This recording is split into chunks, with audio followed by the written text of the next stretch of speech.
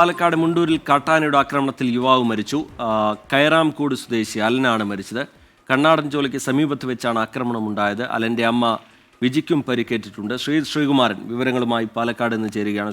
ഒരു ജീവൻ കൂടി നഷ്ടമാവുന്നു. എപ്പോഴാണ് ഈ സംഭവം? ആക്രമണം ഉണ്ടാവുന്നത് എവിടെ വെച്ചാണ്? വിശദാംശങ്ങൾ എന്താണ് ശ്രീത്? TK, സങ്കടകരമായ വാർത്തയാണ് ഏറ്റവും ഒടുവിൽ പാലക്കാട് നിന്ന് പുറത്തു വരുന്നത്. അമ്മ വിജിക്കൊപ്പമായിരുന്നു ഈ അലൻ യുവാവാണ്. യുവാവ് നടന്നു പോയിരുന്നത്, വീട്ടിലേക്ക് നടന്നു പോവുകയായിരുന്നു എന്നാണ് ഏറ്റവും ഒടുവിൽ പ്രാഥമികമായി നമുക്ക് ലഭിക്കുന്ന വിവരം. ഈ സമയം കാട്ടാന പിറകിലൂടെ വന്ന് ആക്രമിക്കുകയായിരുന്നു. നെഞ്ചിലാണ് കുത്തേറ്റിരിക്കുന്നത്. ആഴത്തിലുള്ള മുറിവാണ്. ഉടൻ തന്നെ മരണമടഞ്ഞു എന്നാണ് ഏറ്റവും ഒടുവിൽ അവിടുത്തെ നാട്ടുകാർ പറയുന്നത്. അമ്മ വിജിക്ക് ഗുരുതരമായ രീതിയിൽ പരിക്കേറ്റിട്ടുണ്ട്. അമ്മ വിജിയെ ഇപ്പോൾ പാലക്കാട് ജില്ലാ ആശുപത്രിയിലേക്ക് മാറ്റിയിട്ടുണ്ട്. അവരുടെ ICUവിലാണ് അവർ ഇപ്പോൾ ഉള്ളത്. അവർ പ്രതികരിക്കാൻ പോലും കഴിയാത്ത തരത്തിലുള്ള പരിക്കുകൾ അവർക്ക് ലഭിച്ചിട്ടുണ്ട് എന്നാണ് നമ്മൾ മനസ്സിലാക്കുന്നത്. എന്തായാലും അലന്റെ മൃതദേഹം ഇപ്പോൾ ഉള്ളത് പാലക്കാട് ജില്ലാ ആശുപത്രിയിലാണ്. ഫോറസ്റ്റ് സംഘം അടക്കം ആ പ്രദേശത്ത് ഇപ്പോഴും തെരച്ചിൽ നടത്തുകയാണ്. ഒറ്റയാനാണ് ആക്രമിച്ചതെന്നൊരു പ്രാഥമിക വിവരം ലഭിക്കുന്നുണ്ട്. പക്ഷേ ഈ മേഖലയിൽ കൂടുതൽ ആനകളുണ്ട് എന്ന് നാട്ടുകാർ പറയുന്നുണ്ട്. എന്തായാലും കാട്ടാനക്കൂട്ടത്തെ അല്ലെങ്കിൽ കാട്ടാനകളെ ഓടിക്കാൻ ആവശ്യമായ നടപടികൾ സ്വീകരിക്കണമെന്ന് ഫോറസ്റ്റ് ഉദ്യോഗസ്ഥരോട് നാട്ടുകാർ ആവശ്യപ്പെടുന്നുണ്ട്.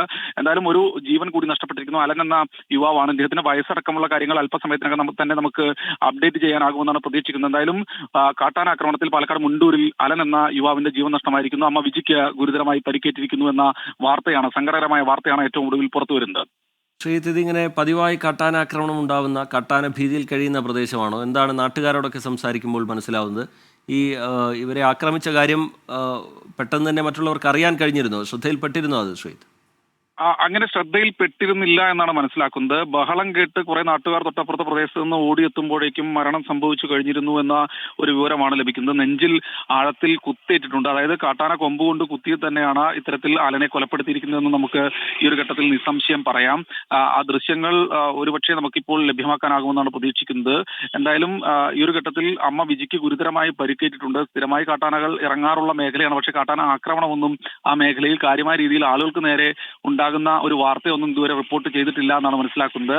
എന്തായാലും മൃതദേഹം ഇപ്പോൾ ഉള്ളത് പാലക്കാട് ജില്ലാ ആശുപത്രിയിലാണ്. ജില്ലാ ആശുപത്രി മോർച്ചറിയിൽ മൃതദേഹം സൂക്ഷിച്ചിട്ടുണ്ട്. ബന്ധുക്കളടക്കമുള്ള ആളുകൾ ഇങ്ങോട്ട് എത്തിച്ചേരുന്നുണ്ട്. നാട്ടുകാരിൽ നിന്ന് കൂടുതൽ പ്രതികരണം അല്പസമയത്തിനകം തന്നെ നമുക്ക് ലഭ്യമാക്കാനാകുമെന്നാണ് പ്രതീക്ഷിക്കുന്നത്. TK, ഇതൊരു ജീവന്റെ കാര്യമാണ്. വലിയ രീതിയിലുള്ള പ്രതിഷേധം നാട്ടുകാരുടെ ഭാഗത്തുനിന്ന് സ്വാഭാവികമായും ഉയർന്നു വരും.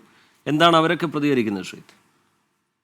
നാട്ടുകാരുടെ ഭാഗത്തു നിന്ന് സ്വാഭാവികമായ പ്രതിഷേധം ഉയർന്നു വരുന്ന കാര്യത്തിൽ യാതൊരു തർക്കവുമില്ല. കാരണം ആ മേഖലയിൽ നിരവധി ആളുകൾ താമസിക്കുന്നുണ്ട്. ഈ പ്രദേശമൊക്കെ നമുക്ക് സുപരിചിതമായ മേഖല തന്നെയാണ്. സ്വാഭാവികമായ നാട്ടുകാർ വലിയ പ്രതിഷേധം ഉയർത്തുന്നുണ്ട്. കാട്ടാനകൾ സ്ഥിരമായി ഇറങ്ങുന്ന മേഖലയാണ്. കൃഷി നശിപ്പിക്കുന്നു, തിരിച്ച് പോകുന്നു എന്ന തരത്തിലുള്ള കാര്യങ്ങൾ മാത്രമാണ് ഉള്ളത്. പക്ഷേ ഇത് ഒരൊറ്റയാന്റെ ആക്രമണമായിരുന്നു എന്നാണ് പ്രാഥമികമായി നമുക്ക് ലഭിക്കുന്ന വിവരം. കൂടുതൽ ആനകൾ ആ പ്രദേശത്ത് ഉണ്ട് എന്ന് നാട്ടുകാർ പറയുന്നുണ്ട്. നമ്മുടെ ക്യാമറാമാൻ രാജീവ് സുദേവ് അടക്കം കഴിഞ്ഞ ദിവസം കഞ്ചിക്കോട് വനമേഖലയിൽ നിന്ന് കൂടുതൽ കാട്ടാനകളുടെ ദൃശ്യങ്ങളൊക്കെ നമ്മുടെ പ്രേക്ഷകരുടെ മുൻപിലേക്ക് എത്തിച്ചതാണ്. അതിൽ ഏതാണ്ട് കുറേയധികം കാട്ടാനകൾ ഉണ്ടായിരുന്നു. സമാനമായ രീതിയിൽ കാട്ടാനകൾ ഈ വനത്തിൽ വെള്ളം കിട്ടാതെയും അതുപോലെ തന്നെ ഭക്ഷണം, തീറ്റ ഒന്നും കിട്ടാതെയും ഒക്കെ ജനവാസ മേഖലയിലേക്ക് ഇറങ്ങുന്നത് ഇപ്പോൾ പതിവായിരിക്കുകയാണ്. നാട്ടുകാരെ സംബന്ധിച്ചിടത്തോളം ഇത് ജനവാസ മേഖലയിലേക്ക് ഇറങ്ങി ഇത്തരത്തിൽ ആളുകളെ ഉപദ്രവിക്കുന്ന ഒരു പതിവിലേക്ക് കാര്യങ്ങൾ മുന്നോട്ട് പോകുന്ന സമയത്ത് വലിയ ബുദ്ധിമുട്ട് അനുഭവിക്കുന്നുണ്ട് എന്ന കാര്യത്തിൽ യാതൊരു തർക്കവും ഇല്ല. എന്തായാലും നാട്ടുകാരുടെ ഭാഗത്തുനിന്ന് വലിയ പ്രതിഷേധമുണ്ട് എന്ന കാര്യം ഈ ഒരു ഘട്ടത്തിൽ നമ്മൾ ഓർമ്മിപ്പിക്കുന്നു.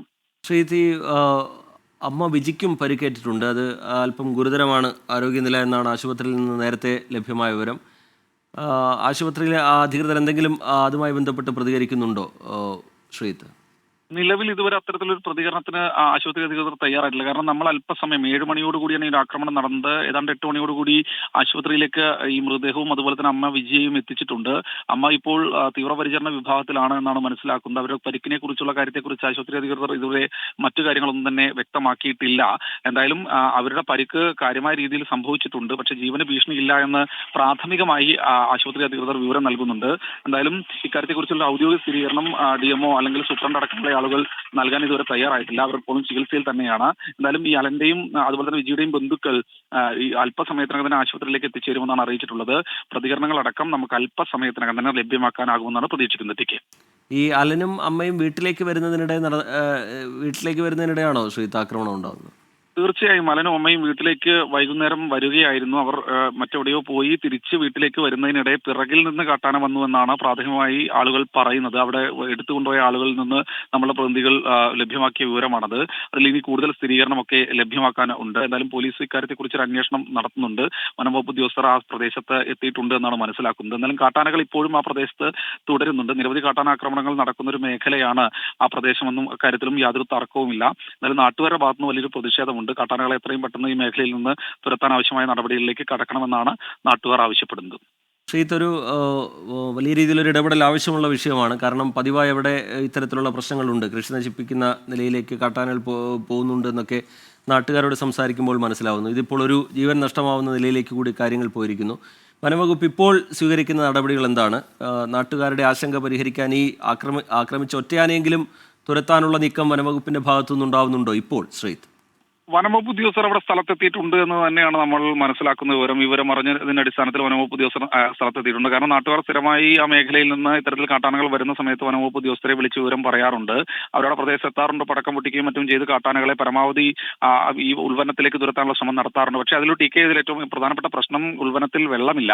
കാട്ടാനകൾ എന്ത് ബഹളം കേട്ടാലും പുറത്തേക്ക് വന്ന് വെള്ളം കുടിക്കാനും അല്ലെങ്കിൽ മറ്റ് തീറ്റ എടുക്കാനും ഒക്കെയായി സ്ഥിരമായി കൃഷിയിടങ്ങളിലേക്ക് എത്തുന്നത് പതിവായി മാറിയിരിക്കുകയാണ്. നാട്ടുകാരെ സംബന്ധിച്ചിടത്തോളം വലിയ ആശങ്കയാണ്. ഒരു മരണം കൂടി, അല്ലെങ്കിൽ ഒരു കാട്ടാനാക്രമണത്തിൽ, ഒരു വന്യജീവി ആക്രമണത്തിൽ ഒരു മരണം കൂടി സംഭവിച്ചിരിക്കുന്നത് വളരെ ദുഃഖകരമായ കാര്യം തന്നെയാണ്. ഇക്കാര്യത്തിൽ വനംവകുപ്പിനെതിരെ വലിയ പ്രതിഷേധം നാട്ടുകാരുടെ ഭാഗത്തുനിന്ന് ഉയരുന്ന കാര്യത്തിൽ യാതൊരു തർക്കവുമില്ല. അത് രാഷ്ട്രീയം നോക്കാതെ തന്നെ ഭരിക്കുന്ന പാർട്ടി അടക്കം ഈ വിഷയത്തിൽ, CPIM അടക്കം ഈ വിഷയത്തിൽ കൃത്യമായ രീതിയിൽ വനംവകുപ്പിനെതിരെ കഴിഞ്ഞ മുൻ സംഭവങ്ങളിലടക്കം രംഗത്ത് വരുന്ന കാഴ്ച അടക്കം നമ്മൾക്ക് മനസ്സിലാക്കിയതാണ്. കാരണം CPIMന്റെ ഏറ്റവും ശക്തമായ ഏരിയ കമ്മിറ്റിയാണ് മുണ്ടൂർ ഏരിയ കമ്മിറ്റി. ആ ഏരിയ കമ്മിറ്റി അടക്കം വനംവകുപ്പിനെതിരെ രംഗത്ത് വരുന്നൊരു കാഴ്ച നമ്മൾ മാസങ്ങൾക്ക് മുൻപ് കണ്ടതാണ്. സ്വാഭാവികമായി ഭരിക്കുന്ന പാർട്ടികളുടെ അടക്കമുള്ള പ്രതിഷേധം വനംവകുപ്പിനെതിരെ ഉയരുന്ന കാര്യത്തിൽ യാതൊരു തർക്കവുമില്ല. T K